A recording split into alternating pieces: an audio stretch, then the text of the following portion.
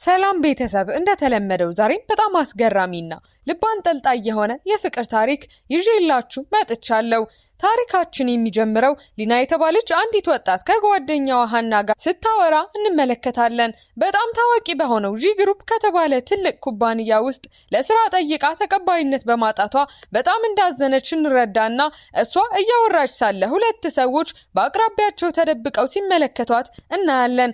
አንደኛው ለአለቃቸው ለአቶ ዜን እምቢ ያለችው ልጅ እሷ እንደሆነች ይናገርና አቶ ዜን ትልቅ ሽልማት እንደሚሰጣቸው በማሰብ ሊያግቷት ይወስኑና በድንገት ጥቃት ሰንዝረው ሊናን በጣም ትልቅ በሆነ ሳጥን ውስጥ ይቆልፉባታል። በዚህ ጊዜ አንድ ፖሊስ ሰዎቹን ተመልክቶ ምን እየሰሩ እንደሆነ ሲጠይቃቸው ሰዎቹ በጣም በመደናገጥ ዝም ብለው ዕቃ እያጓጓዙ እንደሆነ ይዋሹታል። ነገር ግን ፈቃድ ስላልነበራቸው ፖሊሱ ወደ ጣቢያ ይዟቸው ሲሄድ ትልቁን ሳጥን ግን መንገድ ላይ ጥሎት ይሄዳል። ከጥቂት ጊዜ በኋላ ሁለት ሰዎች መጥተው ሳጥኑን በማንሳት ወደ አንድ መኪና ውስጥ ካስገቡት በኋላ ወደ አንድ ትልቅ ቤት ወስደው ለባለቤቱ ያስቀምጡለታል። ከትንሽ ቆይታ በኋላ የቤቱ ባለቤት ሲመጣ እንመለከትና እሱም የጂ ግሩፕ ዋና ስራ አስፈጻሚ የሆነው ካይ ሲሆን ረዳቱ ኤሊም ሻንጣው እንደደረሰ ይነግረዋል። በዚህ ጊዜ የተበሳጨው ካይ ለረዳቱ ወሬውን ትቶ ስራውን እንዲሰራ ቢነግረውም ኤሊ ወደ ስራው ሲገባ ሳጥኑ በድንገት ሲንቀሳቀስ ያያል። በጣም ደንግጦ አለቃ አሁን ሳጥኑ ተንቀሳቅሷል ብሎ ቢጮህም ካይ ግን ረዳቱ ያበደ መስሎት ወደ ስራው እንዲመለስ ይነግረዋል። ነገር ግን ሳጥኑ እንደገና ሲንቀሳቀስ ኤሊ በጉጉት ተሞልቶ ሊከፍተው ሲወስን በድንገት ምንም ከማድረጉ በፊት ሳጥኑ ከውስጥ ይከፈትና ሊና ዘላ በመውጣት ረዳቱን በጣም አድርጋ መታ መሬት ላይ ትጥለዋለች። ሊና ተነስታ በጣም በተናደደ ስሜት ለጥል ዝግጁ ስትሆን ካይ ግን ባልታወቀች ሴት በቤቱ ውስጥ መታየት በጣም ደንግጦ እናያለን። ሊና ካይን ተመልክታ አንተ ማነህ? ለምንስ እዚያ መጣኸኝ? ብላ ስትጠይቃ ካይ በጣም ተበሳጭቶ እዚህ ማን እንደላከሽ እኔ ነኝ ልጠይቅሽ የሚገባው ይላታል። እሱ አጋቿ እንደሆነ በማሰብ ሊና በጣም ብትቆጣም ካይ ግን እየሳቀባት ብዙ ሴቶች እሱን ለማግኘት እንደሚሞክሩና በዚህ መልኩ ራሷን በቀጥታ ወደ ቤቱ የላከች የመጀመሪያዋ መሆኗን ነግሮ እንድትወጣ ያዛታል። ከጎኑ ስታልፍ እጇን ሲይዛትና ሊና እጇን ለማስለቀቅ ስትሞክር በጣም ይቀራረቡና ካይ ሚዛኑን ስቶ በስህተት ይስማታል። ሊና በንዴት ተሞልታ ገፍትራ ከገላመጠችው በኋላ በኃይል በጥፊ ትመታውና ቅሌታም ብላ ትጮህበታለች። ካይ በጣም ተናዶ እኔን ነው በጥፊ የምትመችኝ? ማን እንደሆንኩ ግን ታውቂያለሽ ሲል ሊና ግን ምንም ፍርሃት ሳይሰማት በድጋሚ በጥፊ ትመታዋለች። በዚህ ጊዜ ካይ ረዳቱ ኤሊን ለእርዳታ ሲጠራውና ሊና እንደታገተች ስለተሰማት አፍነው እንደወሰዷትና ክንዷንም እንደጎዷት በመንገር ፖሊስ እንደምትጠራ ትዝትባቸውና ሊያስቆሟት ከመቻላቸው በፊት በፍጥነት ከቤት ወጥታ ትሄዳለች። እሷ ከሄደች በኋላ ካይ ሲፈልጋት የነበረችውን ሰው እንዳገኛት ረዳቱን ቢጠይቀውም ኤሊ ግን ምንም አዲስ ነገር እንደሌለ ይነግረዋል። ካይ በጣም ተናዶ 5 ዓመት ሆኖታል አንዲት ሰውን ማግኘት እንደዚህ ከባድ ነው ካለ በኋላ ታሪኩ ወደ ኋላ ተመልሶ ከ5 ዓመት በፊት የሆነውን ነገር ያሳየናል። ካይን ከፎቅ ላይ ሲገፉት አንዲት ወጣት ሴት ህይወቱን ለማትረፍ እጁን ይዛ ስትታገል ጠላት መጥቶ በብረት ዘንግ ክንዷን በጣም ሲመታት እንመለከታለን። ወደ አሁኑ ስንመለስ ካይ ከሳጥን ውስጥ የነበረችው ሊና ክንዷ ላይ ጉዳት የነበረባት መሆኑን ያስታውስና እሷ ሳትሆን አትቀርም ብሎ ማሰብ ሲጀምር ኤሊ አንድ ፋይል ያገኝና የሊናን የስራ ማመልከቻ መሆኑን እንረዳለን። ዛሬ ለቃለ መጠይቅ መታ እንደነበር ውድቅ እንደተደረገችና የሰራቻቸውን ዲዛይኖች ሲመለከት በጣም በመደነቅ እሷ በጣም ጎበዝ ናት እንድትሄድ መፍቀድ ስህተት ነው ይልና ረዳቱን ወዲያውኑ እንዲቀጥራት ያዘዋል። በማግስቱ ሊና ለአዲሱ ስራ ወደ ጂ ግሩፕ ትሄድና ወደ ሊፍት ስትገባ ሁሉም ሰራተኞች ለዋና ስራ አስፈጻሚው ብቻ በሆነው የግል ሊፍት ስትጠቀም አይተው በጣም ይደነግጣሉ። ዳይሬክተር ታራ የተባለች ሴት ይህንን ተመልክታ የሊናን ማመልከቻ ውድቅ ያደረገችው እሷ እንደሆነች ብንረዳም ሊናን አንድ ትምህርት ለማስተማር ተወስንን አንድ ፋይል ሰጥታ ዋና ስራ አስፈጻሚው ማንም ያለ ፍቃዱ ቢሮ ሲገባ እንደሚጠላ ስለምታውቅ ቢሮ ውስጥ እንድታስቀምጥላት ትነግራታለች። ሊና ወደ ባዶ ቢሮ ትገባና በድንገት ካይ ከኋላዋ ብቅ ብሎ እዚህ ምን ትሰሪያለሽ ይላታል። ሊና በጣም ደንግጣ ልትወድቅ ስትል ይይዛትና ከቤቱ የመጣው ባለጌታው መሆኑን ታስታውሰዋለች። ካይ ማን እዚህ እንዳመጣት ቢጠይቃትም እሷ ሰነዶችን ለማድረስ እንደመጣች ትነግረውና እሱ ዋና ስራ አስፈጻሚ መሆኑን ስለማታውቅ እዚህ መሆን እንደሌለበት ትናገራለች። በትልቁ የቢሮ ወንበር ላይ ሊቀመጥ ሲል ሊና አስቁማው አብደሃል እንዴ? ይህ እኮ የዋና ስራ አስፈጻሚ ወንበር ነው፣ ትልቅ ችግር ውስጥ ትገባለህ ብላ ስትጠይቀው ካይ ይህ በጣም አስቂኝ ሆኖ ስላገኘው እኔ ዋና ስራ አስፈጻሚው ነኝ ብልሽስ ይላታል። ሊና በከፍተኛ ድምጽ ስቃ አንተ ዋና ስራ አስፈጻሚ ከሆንክ እኔ የዋና ስራ አስፈጻሚው እናት ነኝ ስትለው በዚህ ቅጽበት ብዙ ሰራተኞች ገብተው ለካይ ሰላምታ ሲሰጡ ሊና ሙሉ በሙሉ ደንግጣ በጣም ታፍራለች። ዳይሬክተር ታራ ገብታ ሊናን በመጥፎ ባህሪዋ መገሰጽ ስትጀምር ሊና ልትባረር እንደሆነ ብንረዳም በዚያው ቅጽበት ኤሊ መጥቶ በሹክሹክታ ለካይ ህይወትን ያተረፈችው ልጅ እሷ ናት ይለዋል። ይህንን የሰማው ካይ ለዳይሬክተር ታራ አዲስ ስለሆነች ሌላ እድል እንድትሰጣት ሲነግራት በኋላ በዚያው ቀን ካይ ሊና ውጭ ቆማ ሲያያት ወደ ቤቷ ላይ ያደርሳት እንደሚችል ይጠይቃታል። ነገር ግን አሁንም በሱ ላይ የተናደደችው ሊና የወንድ ጓደኛዬ ሊወስደኝ የመጣ ነው ብላ ብትዋሸውም ካይ በጣም ተገርሞ ብቻዋን ጥሏት ይሄዳል። ቢሮ ውስጥ ዳይሬክተር ታራ ሊናን ማስጨነቋን በመቀጠል ከባድ ሳጥኖችን እንድታነሳ በማድረግ እስከ ምሽት እንድትሰራ ታስገድዳታለች።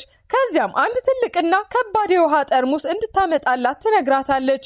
ሊና ጠርሙሱ በጣም እንደሚከብዳት ብትነግራትም ልታነሳው ስትሞክር የድሮ የክንዷ ቁስል በጣም ያማትና ጠርሙሱ ከእጇ ስለሚያመልጣት ዳይሬክተር ታራ በጥፊት መታትና ትጮህባታለች። ምንም አማራጭ ያጣችው ሊና በህመም ሆናም ጠርሙሱን እንደገና ማንሳት ብትጀምርም ሊወድቅባት ሲል በድንገት ካይ ብቅ ይልና በአንድ እጁ ጠርሙሱን በሌላ እጁ ደግሞ ሊናን ይይዛታል።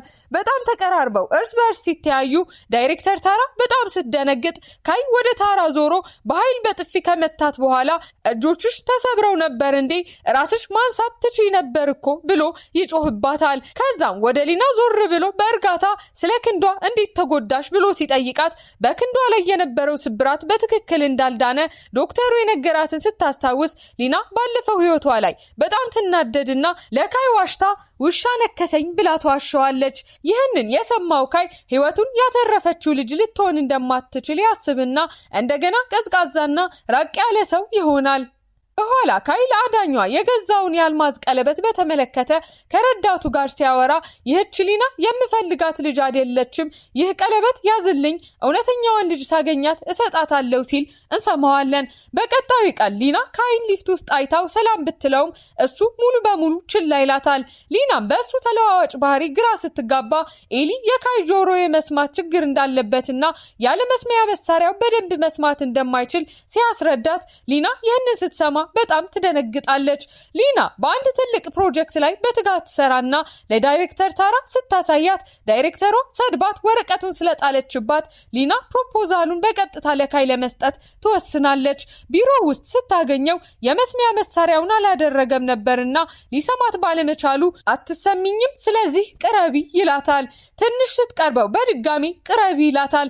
ፊቶቻቸው በጣም እስኪቀራረቡ ድረስ ትቀርበውና እሱ ዝም ብሎ ሲመለከታት እሷን መልሳ ትመለከተዋለች። በመጨረሻ ኤሊ የመስሚያ መሳሪያውን ሲያመጣለት ካይ አድርጎት የእሷን ፕሮፖዛል ይመለከታል። በጣም ተደንቆ ይሄ በጣም ጥሩ ነው፣ አንቺ ነሽ የሰራሽው ሲላት በእሷ ጥረትም ኩባንያውን ትልቁን ፕሮጀክት ያሸንፋል።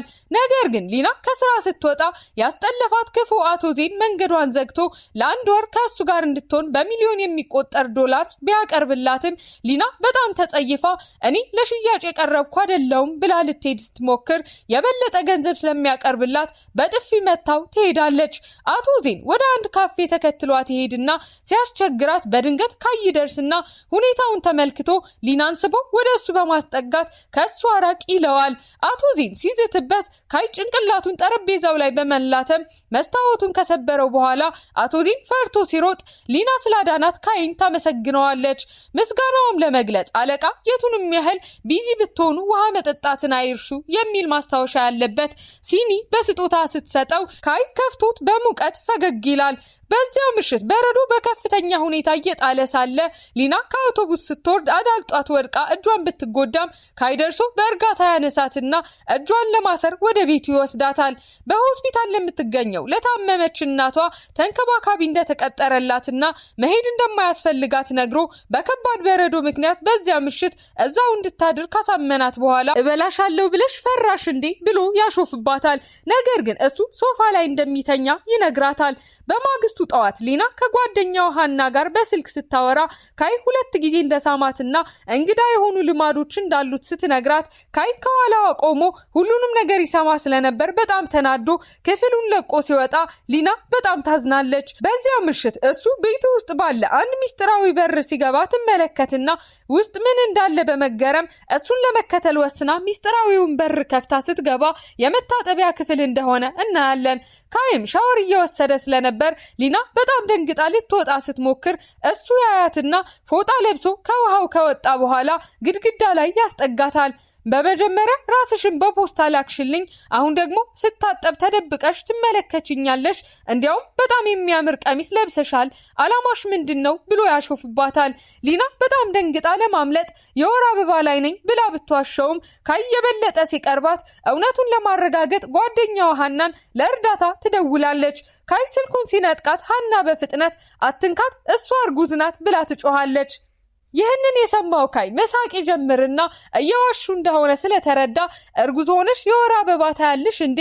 ሰውነትሽ በጣም ልዩ ነው ባክሽ ብሎ ካሾፈባት በኋላ ፎጣውን ሊያወልቅ ሲያስመስል ሊና በጣም ፈርታ አይኗን ስትሸፍን ካይ እየሳቀ ባለጊ ብሎ ጥሏት ይሄዳል። በቀጣዩ ትዕይንት ካይ ለአዳኙ የገዛውን የቀለበት አልማዝ እየተመለከተ ሳለ ረዳቱ ኤሊ ናሪ ከተባለች ወጣት ሴት ጋር ገብቶ አለቃ ህይወትን ያተረፈችው ሰው በመጨረሻ አግኝተናል ይለዋል። ናሪ እጇ የታመመ መስላ ከ5 ዓመት በፊት በአደጋው ቀን አጥንቷ እንደተሰበረ የሚገልጽ የሕክምና ሪፖርት ስታሳየው ካይ በመጨረሻ ስላገኛት በጣም ተደስቶ ናሪን ካቀፋት በኋላ የ1 ሚሊዮን ዩዋን ቼክ ይሰጣታል። ነገር ግን እሷ ከሄደች በኋላ ናሪ ከዳይሬክተር ታራ ስልክ ሲደወልላትና ይህ ሁሉ ውሸት እንደሆነ ናሪንም የላከቻት ዳይሬክተር ታራ እንደሆነች እንረዳለን። ይህ በእንዲህ እንዳለ ካይ ስለ ሊና ማሰቡን ማቆም ስላልቻለ ቢሮ ውስጥ ተቀምጦ የሷን የሲሲቲቪ ምስል በድብቅ ሲመለከት ለብቻው ፈገግ ይላል። በዚያው ምሽት ከኩባንያው ውጪ ጠብቃትና ሊና ከጓደኛዋ ሃና ጋር በስልክ ስታወራ ቤቢ ብላ ስትጠራት በጣም ይቀናል። በማግስቱ አስመሳይዋ ዳኝ ናሪ ለካይ ቁርስ ይዛለት ቢሮ ትመጣና ራሷን ለሊና የድሮ የክፍል ጓደኛዋ እንደሆነች አስተዋውቃ በዚያው ምሽት ቤቷ እንድትመጣ ስትጋብዛት ሊናም በግብዣው ትስማማለች። ናሪ የካይ ቤት ስትደርስ እውነተኛ ማንነቷን በመግለጥ የካይ እጮኛ እንደሆነች ከተናገረች በኋላ እሱ የኔ ነው፣ ስለዚህ ከሱ መራቅ አለብሽ ብላ ከተማውን ለቃ እንድትሄድ ለሊና ገንዘብ ልትሰጣት ብትሞክርም ሊና እምቢ ስትል ናሪ በጣም ተናዳ በጥፊ ትመታታለች። ሊናም ወዲያውኑ በጥፊ ስትመልስላት ናሪ ሰራተኞቿ ሊናን እንዲያጠቋት ታዛለች። ሊናን ለመጉዳት ጠርሙስ ስትሰብር በድንገት ካይ ይደርሳል። እሱን ስታይ ናሪ ወዲያውኑ ማልቀስ ትጀምርና የተጎጂነት ሚና በመጫወት ሰራተኛዋ ቀደም ብላ በድብቅ የሊና ቦርሳ ውስጥ የአንገት ሐብል እንዳስቀመጠችው ስለምታውቅ ሊና የአንገት ሐብሏ እንደሰረቀቻት ትከሳለች። ካይ ቦርሳውን ሲፈትሽ የአንገት ሐብሉን ስላገኘው በጣም ደንግጦ በሊና አዝኖባት በቀዝቃዛ ድምጽ ከዚህ ውጪ ላይሽ አልፈልግም ይላታል። ሊና አይኖቿ በእንባ ተሞልተው ስትሄድ ካይ ወለሉ ላይ ደም ሲያስተውል ናሪ በፍጥነት የመስታወት ቁራጭ አንስታ የራሷን እጅ ትቆርጥና ፍቅሬ የኔ ደም ነው፣ እሷ ነች የጎዳችኝ፣ ግን ደህና ነኝ ትለዋለች። በኋላ ካይ ለሊና ደውሎ ስርቆቱን እንደሚያጣራ ቢነግራትም ሊና በጣም ስለተጎዳች እሱና እጮኛው ከሷ እንዲርቁ ትነግረዋለች። ከኩባንያው ስትወጣ ክፉ አቶ ዚን ብቅ ብሎ በመኪና ሊያደርሳት እንደሚችል ሲጠይቃት ካይም ከመስኮቱ ሆኖ ይህንን ተመልክቶ በጣም ይቀናል። አቶ ዚን የምስጋና እራት እንደሆነ አስመስሎ ሊናን ወደ አንድ የግል ክፍል ወስዶ መጠጧ ውስጥ መድኃኒት ከጨመረባትና ሊና ከጠጣችው በኋላ የማዞርና የድካም ስሜት ሲሰማት አቶ ዚን ሊደፍራት ይሞክራል። በድንገት በሩ በኃይል ተከፍቶ ካይ ገብቶ አቶ ዚንን በጣም አድርጎ ከመታው በኋላ እንዴት በሴቴ ላይ እጅህን ትጭናለህ ብሎ ጮሆ አቶ ዚንን በደንብ ደብድቦ ከክፍሉ ያስወጣዋል። ከዚያም በመድኃኒቱ ተጽዕኖ ስር ወደ ሆነችው ሊና በፍጥነት ሲሄድ እርዳኝ ብላ በሹክሹክታ ትናገራለች። ምን እየሰራች እንደሆነ ሳታውቅ እቅፍ ውስጥ ገብታ ባለጌው ካይ እያለች መሳም ስትጀምር እሱም ስሜቱን መቆጣጠር አቅቶት መልሶ ይስማታል። በማግስቱ ጠዋት ሊና ከእንቅልፏ ስትነቃ ካይን አጠገቧ ተኝቶ ታገኘውና እየጮኸች የራሷን ጥቅም እንደተጠቀመበት በመክሰስ አንተ እውነተኛ ባለጌ ነህ ብላ ከክፍሉ እንዲወጣ ስትነግረው ካይን በሐዘን ልብሱን አንስቶ ይወጣል። ከትንሽ ቆይታ በኋላ የሊና እናት አፓርታማው ስለደረሰች ሊና ከእናቷ ለማምለጥ በመስኮት ብትዘልም ካይ ከታች እየጠበቃት ስለነበር በእቅፉ በትክክል ይይዛታል። አይን ላይን ይተያዩና ስሜቱን መቆጣጠር ስላቃተው ሊና እወድሻለሁ ቢላትም ሊና አሁንም ግራ የተጋባችና የተጎዳች ስለነበረች ከእጮኛው ጋር እንዲሄድ ትነግረዋለች። በዚያው ምሽት ኤሊ ለሊና ደውሎ ካይ በከፍተኛ ትኩሳት እንደታመመና ወደ ሆስፒታል መሄድም ሆነ መድኃኒት መውሰድ እንዳልፈለገ ሲነግራት ሊና በጣም ተጨንቃ ወደ ቤቱ ስትሮጥ አልጋ ላይ ሆና በጣም የታመመ መስሎ ታገኘዋለች። መድኃኒቱን ለመውሰድ ፈቃደኛ ሳይሆን ይቅርታ እንድታደርግለት ብቻ ሲጠይቃት በድንገት ራሱን የሳተ ይመስላል። ተስፋ የቆረጠችው ሊና ማድረግ የምትችለው ብቸኛ ነገር ታደርግና ክኒኖቹን ወደ አፉ ካስገባች በኋላ ውሃ ጠጥታ በመሳም መድኃኒቱን ታጎርሰዋለች። ይህንን ስታደርግ የካይ አይኖች ሲከፈቱ እሱ እያታለላት እንደነበር ብንረዳም ሊና እንደተታለለች አውቃ ለእሱ ያላትን ስሜትም ትቀበላለች። ካይ እንደገና የታመመ መስሎ ወደ ቢሮው እንድትመጣ አድርጓት መድኃኒት ልትሰጠው ስትገባ ሙሉ በሙሉ ጤነኛ ሆኖ ታገኘዋለች። እጇን ይዞ በሚያማምሩ መብራቶችና አበባዎች ወዳጌጠ የህንፃ ጣሪያ ይወስዳትና ምን ያህል እንደሚወዳት በመግለጽ መቼ እንደተፈጠረ አላውቅም፣ ግን ሁልጊዜ ስላንቺ ያስባለሁ፣ ከአንቺ ጋር መሆን እፈልጋለሁ ይላታል። በአንድ ጉልበቱ ተንበርክኮ የአልማዝ ቀለበቱን በማውጣት ሊና የሴት ጓደኛዬ ትሆኛለሽ ብሎ ሲጠይቃት በደስታ እንባ አይኖቿ ተሞልተው ሊና እራሷን ስታንቀሳቀስ ቀለበቱን ጣቷ ላይ ያደርግላትና በስሜት ይሳሳማሉ። ደስታቸው ግን ብዙ ሳይቆይ ናሪ የሊናን አዲስ ቀለበት አይታ እንደሰረቀችው ስትከሳት ዳይሬክተር ታራም አብራት ሊያጠቋት ይጀምራሉ። በዚህ ጊዜ ካይ ሲደርስ ሊና ወደ እሱ ሮጣ ባሊ እያለች በኃይል ስታቅፈው ካይ በሙሉ ኃይሉ ይጠብቃትና ሁላችሁም ስሙ፣ ሊና አሁን የኔ ሴት ናት፣ ይህን ቀለበት የሰጠዋት እኔ ነኝ፣ ስለዚህ እንዴት ስርቆት ይሆናል ብሎ ያስታውቃል። ናሪንም ካሁን ጀምሮ ሊና እመቤትሽ ናት፣ ድጋሜ እንደማትሰድቢያት ተስፋ አደርጋለሁ ብሎ ያስጠነቅቃታል። በኋላ ሊናና ናሪ ገበያ ላይ ሳሉ የጉልበተኞቹ ቡድን ከቧቸው ናሪን መደብደብና ሊናን መያዝ ሲጀምሩ የመስሚያ መሳሪያውን ያላደረገው ካይ በአቅራቢያው ተቀምጦ የነበረ ቢሆንም በመጨረሻ ምን እየተፈጠረ እንዳለ ሲመለከት በፍጥነት በመሄድ ሁሉንም ሰዎች በቀላሉ ደብድቦ ሊናን በድጋሚ ያድናታል። ነገር ግን እውነተኛው አደጋ ገና እንደሚመጣ የሚያሳየው በዚያው ምሽት ናሪና ዳይሬክተር ታራ ሊናን አግተው ጨለማ መጋዘን ውስጥ ወንበር ላይ ካሰሯት በኋላ ፊቷን በቢላ ሊቆርጧት ሲሉ ካይና ሰዎቹ በድንገት ይገባሉ።